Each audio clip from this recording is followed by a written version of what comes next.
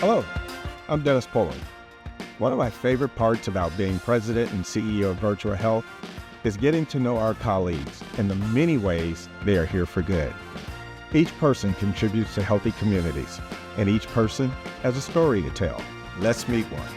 So James, what a pleasure to meet you, and thank you for joining us on Here for Good. Thank you very much for having me. So tell me a little bit about yourself. You've been working at Virtua for how long, and what is it that you do for us? So I am just coming up on a year here. I'm an IT project manager on the infrastructure team. A lot of our projects impact every part of Virtua. The information security team had a project to roll out, a couple of them. One was the Microsoft Authenticator project, where you have to reinforce and to authenticate that you're you. And another one that I helped roll out was the 15-character passphrase. What sort of encouraged you or drove you to want to work in this industry, and in particular at Virtua? IT project management, you can go in any industry. What drove me to healthcare specifically was an event that I had personally, and that I'm never going to become a doctor, but it's my way of trying to give back. Well, that makes two of us that would probably never become a doctor, but let's talk about that event. Can you mind sharing what that event was and why it was so impactful? I was on a bicycle ride. I'm a triathlete, and I was on a training bicycle ride. A friend of mine, I don't have much memory of this, he had noticed I wasn't with him. He turned around and he saw me standing off of my bike on the side of the road. At that time, I fell over into the middle of the street, and the second car that swerved around me happened to be a nurse. She started CPR. Within a couple minutes, a policeman was there and they paddled me. And then a few minutes later, a Virtua ambulance was there, and they took me over to the Marlton Hospital.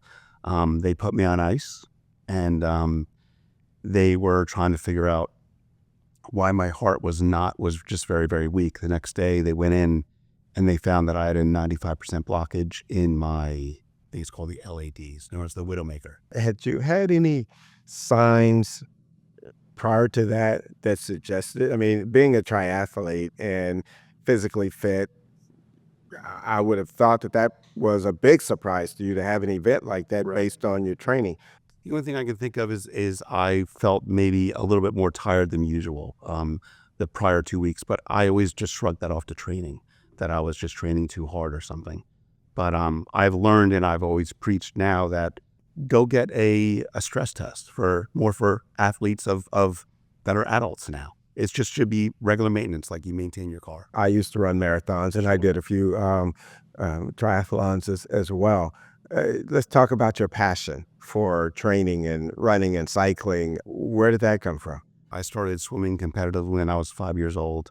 I dove and swam competitively. I was a diver in college, and I actually dove one summer professionally in Great Adventure back when they had a diving show. So what about the lasting impact of going through such an ordeal?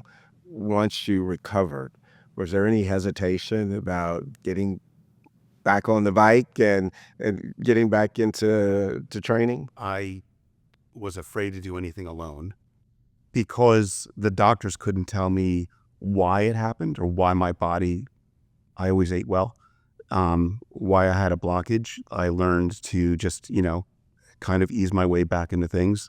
You have to maintain yourself. I get a yearly stress test. I see the cardiologist yearly. I see my regular doctor yearly. What about seeing the people that had such an amazing impact on your life? That friend that you were cycling with, or the Virtua folks that arrived shortly on the scene? You ever have an opportunity to touch base with any of those folks? I did make contact with the policeman, and he did remember me. That was a few years later. The real bonus was there was actually an event that was created by Virtua where I got to meet my team that came in the ambulance. I could imagine how emotional that must have been for you. It was humongous. It was tear-jerking. Yeah. But do you feel a sense of connection with those folks? Absolutely. I mean, through a series of very, very fortunate events, I'm here talking to you. I could very much not be around. That's a pretty powerful feeling to carry with you. Getting back to your desire, your willingness, and the mental strength it took to start competing again or to start cycling. Walk me through that. We came up with parameters to allow me to be able to compete and to train. And I do a lot of heart rate monitoring, and that's how I train and do my work now in order to do what I love. And it allowed me to also spread the word. You've done a little more than just spread the word. I hear that you did something to sort of commemorate the event. I had a design made that is basically a heart, and it morphs into a bicycle chain ring, and I had that tattooed onto my leg. So you will never forget. No. But it's all to me. It's also symbolic Yes. of the things that are most near and dear to you, your heart and your cycle. Yeah, and then the bonus is people, when they ask me about it, I get to tell the story, and I get to remind people to, get that stress test and take care of your body and listen to your body. If you're feeling tired, there might be something wrong. Do you encourage your either family members or people that are closest to you to do the same? I talk to my brother and my sister because it could be related to family history, and they both got stress tests done. Fortunately, they didn't have any major blockages. But again, it's knowing, and it's doing those things to make sure that you're okay. What about your colleagues, the folks that you work with in IT? Have you, one, been able to share the story with them?